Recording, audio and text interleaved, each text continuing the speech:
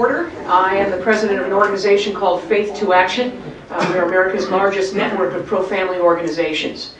And I had a conversation with Coach Gottfried 19 days ago, he tells me. Is that right, Coach? Yes. You're going to hear from him in just a second. And the conversation went something like this. Coach, we need to do something for Israel. What can we do? And the two of us talked, and we put together some conference calls, and as it turns out, we were able to stand with Israel in a significant way. On Thursday, when President Obama made his assaulting remarks against Israel, we had a full-page ad in the Wall Street Journal in Washington, D.C. that was there to answer them, to answer those remarks. And when Israel felt distraught and discouraged after really being told that this president was not willing to stand with them, at least that's the indication they had, we were there with a full-page ad in the Jerusalem Post. So on Friday, in the day after all of this happened, they were there to be encouraged with a full-page ad. I want to show you what it looks like. We've got copies of the ads out on the table, but this is really what it is. The message is, Israel, you're not alone. We stand with you. And if you look, a lot of people say, well, who are all these names? We've actually been added to this list every day from around the world. People are coming and calling and saying, how can we be a part of this? We want to join in your efforts. But let me just give you an idea of who's on this list. Many of you know Dr. Dobson, of course, the founder of Focus on the Family. Coach Bill McCartney of Promise Keepers, pretty prominent guy. You may not know Tim Wildman. He's with the American Family Association. And you say, so what? What's the American Family Association? Well, they just happen to have 3 million members, which is the circulation of the Wall Street Journal and the New York Times combined. They actually communicate by email at a moment's notice with really more than the circulation of the Wall Street Journal and the New York Times combined. That's who we represent. Another gentleman on the ad, and the reason I'm pointing him out is I just talked with him, Rich Bott. There he is. He's president of the Bott Radio Network with stations throughout the Midwest. He also happens to be chairman of the National Religious Broadcasters, and that's the largest Christian broadcasting association in the world, and they have stations, radio and television stations, thousands of them throughout the world. Those are just two names on the ad. You can see the rest, and as we see now, our ranks are growing. You can go ahead and set that down so we don't block anybody's space. But what we're seeing is a campaign that is just taking on a life of its own. We've got, how many was it, Ross? We put up the petition on IsraelYou'reNotAlone.com, and already hundreds of names are being added from all over the country, all over the world, as people say, I want to be a part of standing with Israel.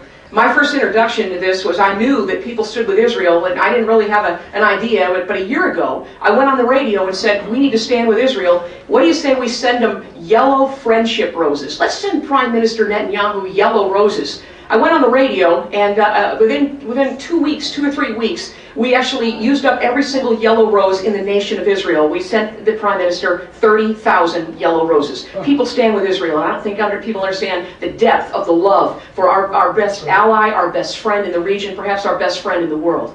And so what we're going to be doing is not only running more of the ads like the one you've seen. Next week, we will be running radio stations beginning in 300 markets, radio ads that will begin in 300 markets.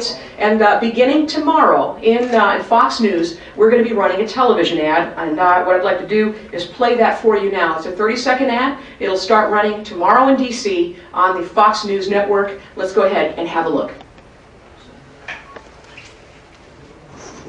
This is what happens in Israel when they give away land for peace.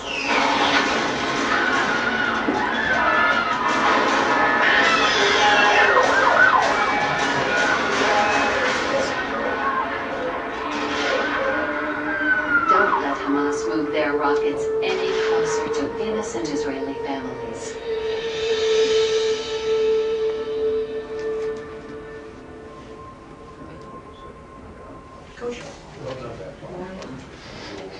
If I could, my name is Mike Gottfried. I'm a former college and high school football coach. I have a passion for people.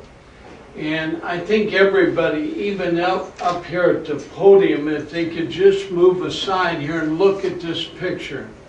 If everybody could just come on out front here and just look at this picture of this young man. And here's what I think the story is. The story is what's happening over in Israel when they have to give up land. This young boy is going to a party, and then you hear the missile come in, and then they all have to run in fear. We have kids here, grandkids, boys, girls. We don't need them to live like that. Whether our White House or our State Department is demanding more land being given up, it's wrong. It's wrong. Israel is our chief democratic friend and ally. A friend's somebody you stand with and you trust. And they stay with you through thick and thin.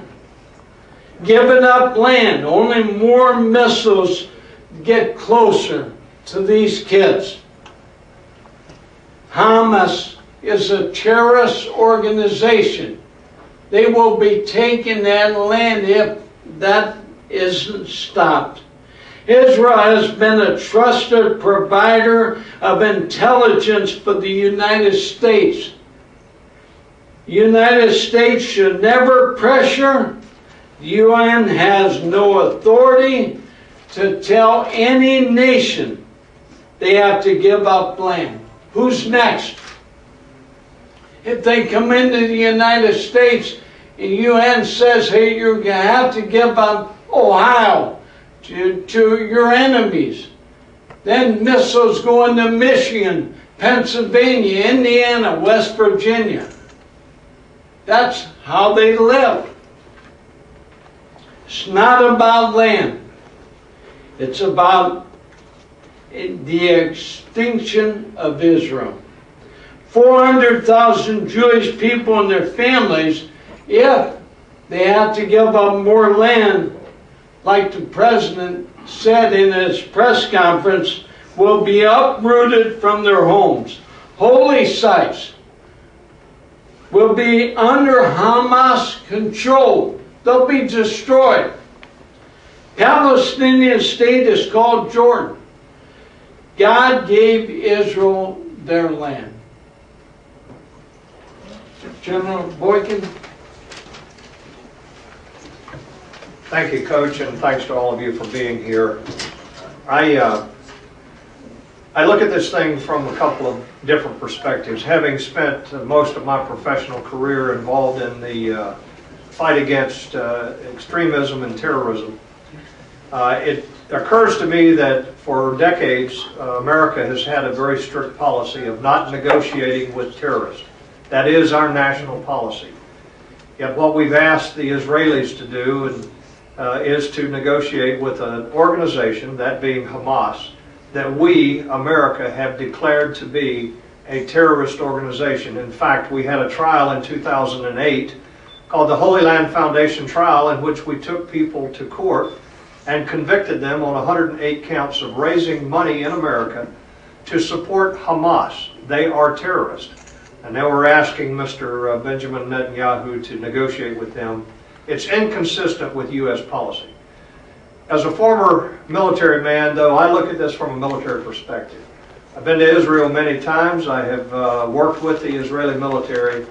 I've walked most of the land in Israel, and I look at it as a land that is on the precipice of destruction if we agree to, or if Mr. Netanyahu agrees to, the 67 borders. We need to remember that today the technology is far more lethal than it was in 1967.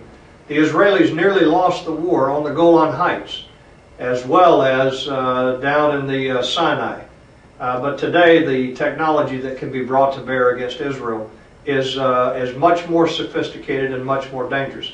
Given what is being proposed, I want you to focus on this schematic here. And I want to point out to you that just under this truck right here is the Gaza Strip. Today, the Gaza is the place from which rockets and mortars are launched routinely. They're launched occasionally into the Sinai here or into the Beersheba area, but most of the rockets go into the population centers of Israel. Remember that along this strip here is 70% of the Israeli population and about 80% of their industrial capacity. It is also the location of their international airport. Given what the 67 borders would create, we have a situation using this template here, where rockets, just the rockets that are used today, the Katyusha rockets that are used today, not accounting for the other types of technology that could be brought in, they would be able to range almost every square inch of the area of Israel that contains 70% of the population and 80% of the industrial capacity of Israel. Israel cannot survive with that kind of border situation. Folks, we have to stand with Israel. Those of us who are standing before you today, and many more who are part of this organization but are not here with us today, but clearly are part of what we're doing here, also believe that we speak for more of the American people than the talk that was given the other day by our administration.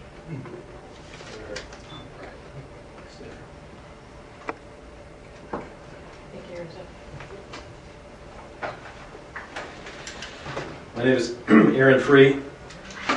Elie Wiesel, in his famous book Night, he says this: "We must take sides. Neutrality helps the oppressor, but never the victim. Silence encourages the tormentor, never the tormented. Sometimes we must interfere." So those standing here behind this podium this afternoon, they're interfering, they're taking sides, because we know from history that Adolf Hitler waited until the mid-1930s when no one would step up to defend the Jews, and then he struck. Bernard Shaw said, "We learn from history that we learn nothing from history." George Santayana said, "Those who cannot learn from history are doomed to repeat history." And one thing is proven from the history of the Israeli-Palestinian conflict: if terrorists stop terrorizing Israel, there will be no more war. If Jews stop defending themselves against acts of terror, there will be no more Jews.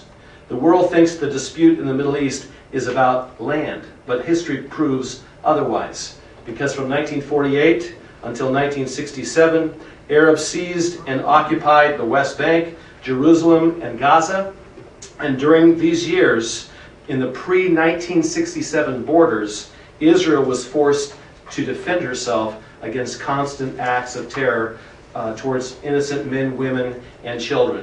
In the famous Six-Day War of 1967, Israel was again attacked by her neighbors, and it is a great, great, great travesty to assume that if Israel returns to her pre-1967 borders, peace will be a byproduct.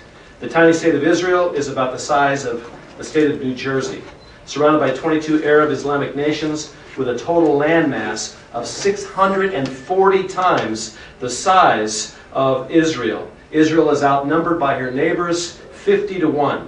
The conflict in the Middle East is absolutely not about land. It is about Islamic fundamentalism mission to exterminate Jews, whether they live on 20,000 square miles or 20 acres. This is not a dispute about real estate. It's a dispute about Jews. Hamas, in their covenant of the Islamic resistant movement, they declare this will never work. Speaking of treaties and negotiation, they don't believe that this will work because their entire objective is to ethnically cleanse all Jews from the Middle East. So we must recognize today that giving up land for peace has never, ever brought peace in the face of Islamic terrorism, which seeks to ethnically cleanse the world of its Jews, whether they live in Canaan or in Canada. In the Balfour Declaration, 100% of the land was given to Israel. That's Transjordan and what is all of Israel today. But the Arabs protested. The British gave Transjordan, which is now Jordan, to the Jordanians, and Israel was left with 15% of its original landmass that was promised in the Balfour Declaration. And again, consistent acts of terror over the 15 small percentage points of the 100% they were originally promised. So today we talk about giving up Gaza, which we've done, only moving rocket fire closer to innocent men, women, and children in southern Israel. We're talking about giving up Jerusalem, Hebron, and the Golan. And this giving up more land for peace will bring the destruction of Israel and make it more achievable. In the Abrahamic covenant, 45 times God declares in the Word of God that this land belongs to the Jewish people as an eternal possession. To be anti-Israel is to be anti-Semitic. The rage of the nations is not in defiance against the Jews, but it is in defiance of the God of the Jews. Because the Jewish people, they are the alarm clock of the world. Speaking of God's morality and ethics, and I don't know about you, but I never like to hear my alarm clock go off in the mornings. And so Israel, the Jewish people, they are alarm clock in the world, and that's why the nations are raging against the God of the Jews.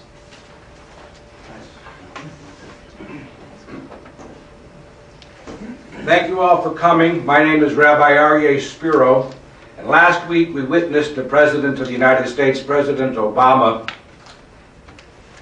We witnessed him launching a surprise attack against the Prime Minister of Israel, who thought he was coming to first speak with our President, and instead he was blindsided by Mr. Obama when Mr. Obama announced to the world that he, as President of the United States, prefers and hopes and will pressure Israel to go back to its 1967 ceasefire lines, those lines that the great Abba Eban called the Auschwitz lines, the suicide lines.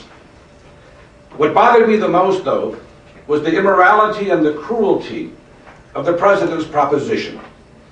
By saying you go back to the lines of 67, 500,000 Jewish people will be uprooted from their homes, men, women, and children who have built homes over the last 45 years in that area. They will be uprooted. Now that to me is ethnic cleansing, and I'll tell you why. Because they are being asked to leave precisely because they are part of a particular race, Jewish, religion, Jewish, ethnicity, Jewish. No Muslims are being asked to leave. No Arabs are being asked to leave by the President's proposal. Jews are. That's ethnic cleansing. They're being asked, if 67 ceasefire lines are put into effect, they're being asked to be resettled, I guess for their own safety and security. We've heard that before. They will be deported.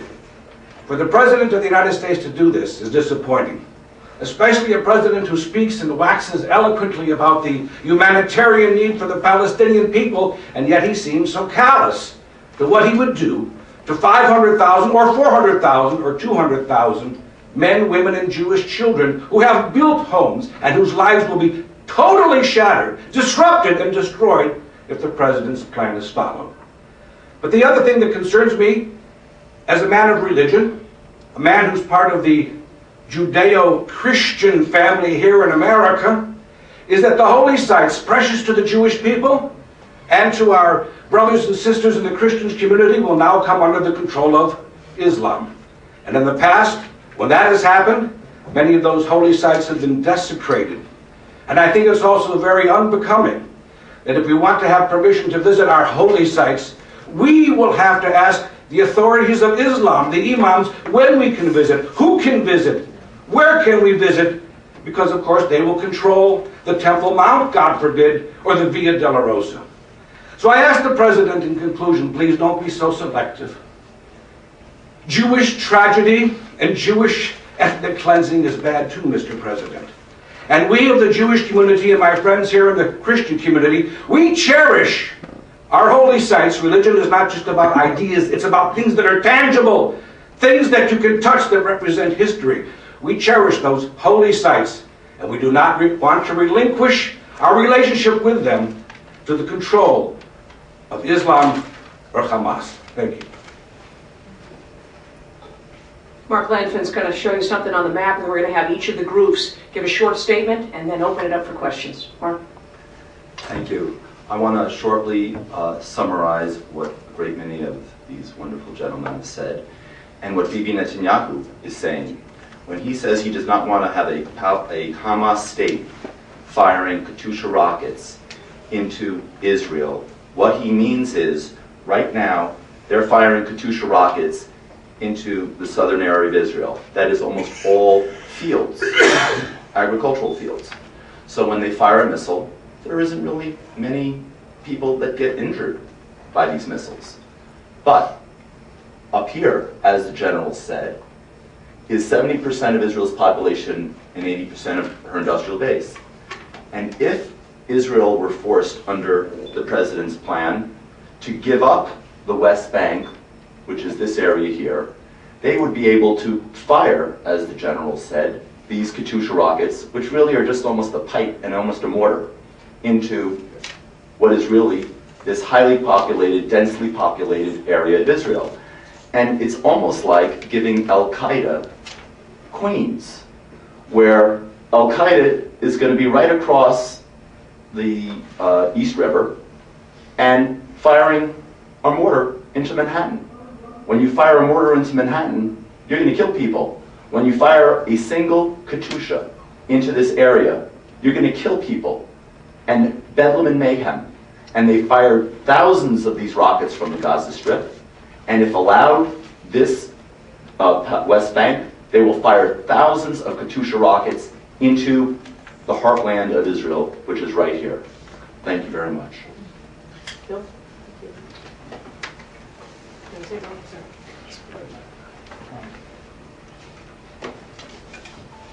Thank you. I'm William Murray, the Religious Freedom Coalition, and we have associate offices in Amman, Jordan, and primarily work with Christian refugees from Islamic nations and repressed Christians in Islamic nations. There is an Arab saying, a Muslim Arab saying, and it is first come the Saturday people and then come the Sunday people. Frequently, the saying is used as a threat against the minority Christian community in Islamic nations. The meaning is obvious. First, we get rid of the Jews, and then we get rid of the Christians. The current target of the enemies surrounding Israel seems to be that tiny nation, but the real target is the United States. America is the great Satan, and Israel is the little Satan, according to the fiery statements of the sermons of the imams in that area. For the goal of destroying America to be achieved, the Jews of Israel must be pushed into the Mediterranean, and every inch of Israel must become Muslim. The destruction of Israel would be an existential threat to the United States of America. And for that reason, we must stand with and defend Israel, not relegate it to a target that can easily be destroyed. Thank you. My name is E.W. Jackson. I'm Bishop of Exodus Faith Ministries, and I'm here because I and my congregation and those I represent are passionately committed to the safety and security of Israel. Last Thursday, the President of the United States broke with 50 years of American history and declared that Israel should go back to its 1967 borders, which would make Israel vulnerable to a potentially devastating, maybe genocidal attack, in addition to the fact that it would divide Jerusalem. No president, no matter how powerful he thinks himself to be, can demand that Israel surrender its security or that Israel commits suicide. We are here to say we stand as American citizens, as Christians, as clergy, with the nation of Israel.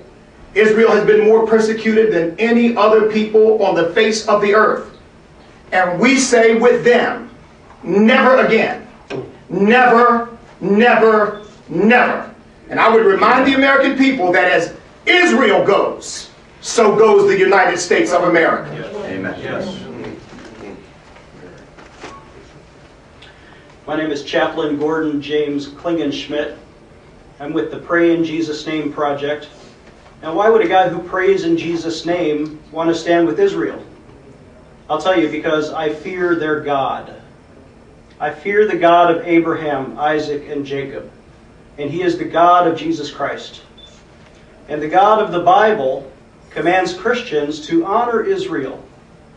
If you read Romans chapter 9, 10, and 11, all of these scriptures say that Christians are only grafted into the original vine of God's chosen people, which are the Jews. and we honor the Jewish people, and we stand with them. If President Obama wants to return the borders to the way they were in 1967, I say, when I read the Bible as a Christian, we should return the borders to the way they were in 1500 BC, when God gave the nation of Israel and all of the land west of the Jordan River to Moses and to Joshua and to the people that God gave that land to. It's not ours to take away, Mr. Obama. The nation and the land belongs to God. Lastly, let me read a quote from Scripture. In Joel chapter 3 and verse 2, God speaks prophetic danger to America if America fails to stand with Israel or divide the land. This is what God says. I will gather all nations and bring them down to the valley of Jehoshaphat. There I will put them on trial. God's going to put America on trial for what they did to my inheritance, my people Israel, if we don't stand with them.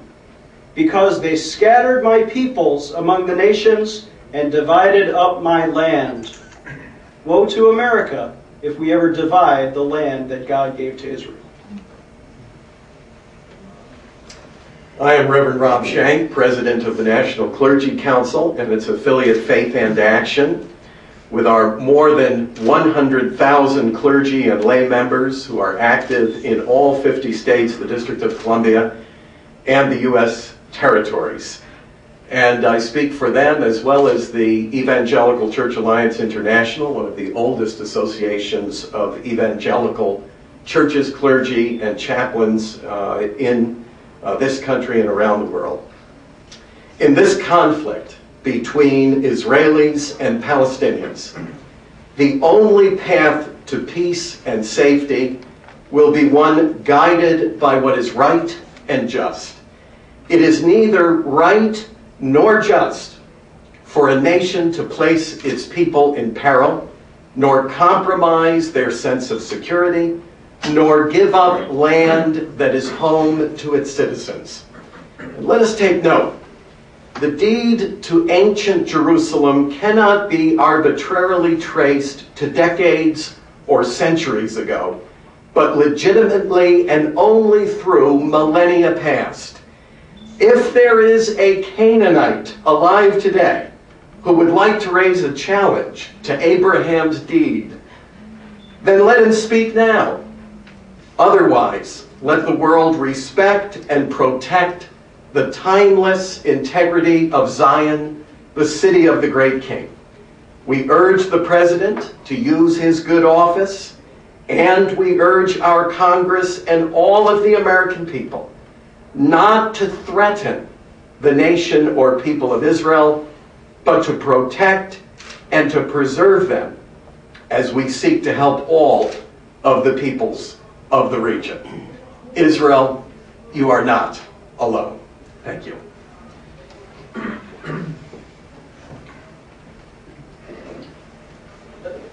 Inevitably,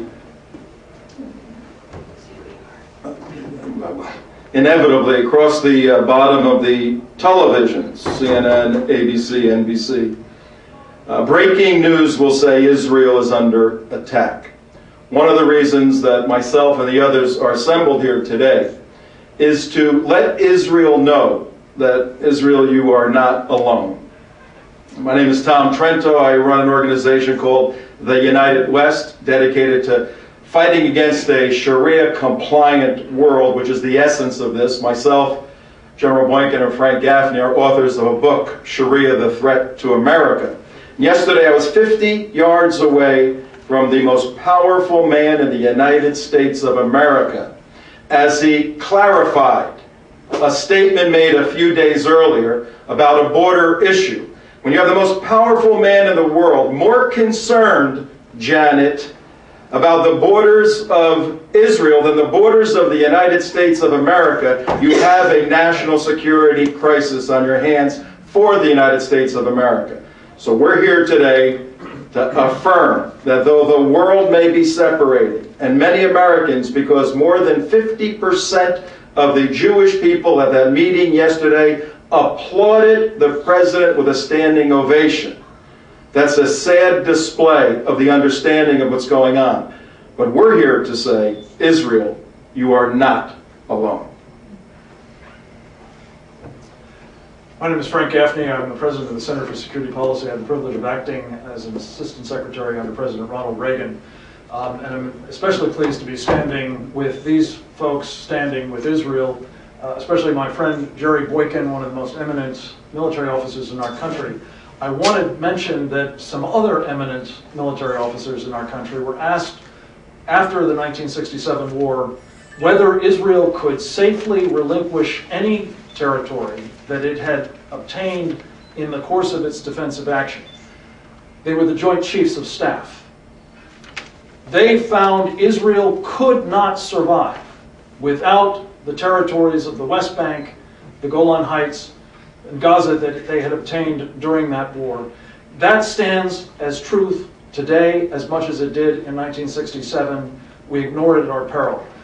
Just to follow up on my friend Tom Trento's plug for this book, Sharia, The Threat to America, there is in this book on page 90, 91, a description of sacred space as a concept of Sharia, the political, military, legal program that those who adhere to it seek to impose on all of us. Not just the people of Israel, not just Muslims in their own regions, but all of us, including here in the United States. And according to the doctrine of sacred space, Israel must be returned to its Muslim sovereignty of the past. Any peace process that is so foolishly ignorant of that reality, let alone one that imputes to people like Hamas a willingness to live in peace with Israel, is reckless, not just for Israel, but for us. My concern, finally, is the president's agenda will lead to war. A war that will assault not just Israel, as it has been so many times in the past, but almost certainly engulf the region and perhaps many others, indeed perhaps globally. This must not be allowed to happen. We stand with Israel against such an eventuality. Thank you.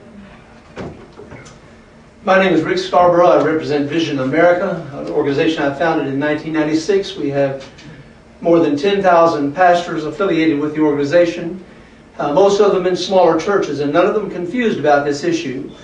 I think all of us, not just the Prime Minister of Israel, but all of us were a little bit shocked by the blind side that took place last Thursday. And the President of the United States took a position as our elected president that reflected in the imagination of the world the view of the American people that we were now going to force Israel to draw back to the pre-67 lines. This is a Charlie Sheen moment for the Arab world. They have to be running around saying, we're winning, we're winning. I am both frightened and I'm also encouraged. I'm frightened by the fact that we seem to be in our State Department withdrawing support from Israel, because God said clearly, I will bless those who bless you and I will curse those who curse you. But I'm encouraged that unlike the 30s, there's an outrage growing across this country. People who understand freedom are standing up and they're speaking out. And I want to say emphatically to those in the American press, to anyone who hears my voice, and especially the nation of Israel, Israel, we stand with you. Thank you. That's the message. Israel, you're not alone. We stand with you. Millions and millions of Americans stand with Israel. We'll open it up for any questions. If you just want to mention your affiliation, name your affiliation, we'll entertain a few questions. We've just got about 10 minutes. Oh, okay. We just have a little more time than we thought we had, so let's take a few questions if we may. Who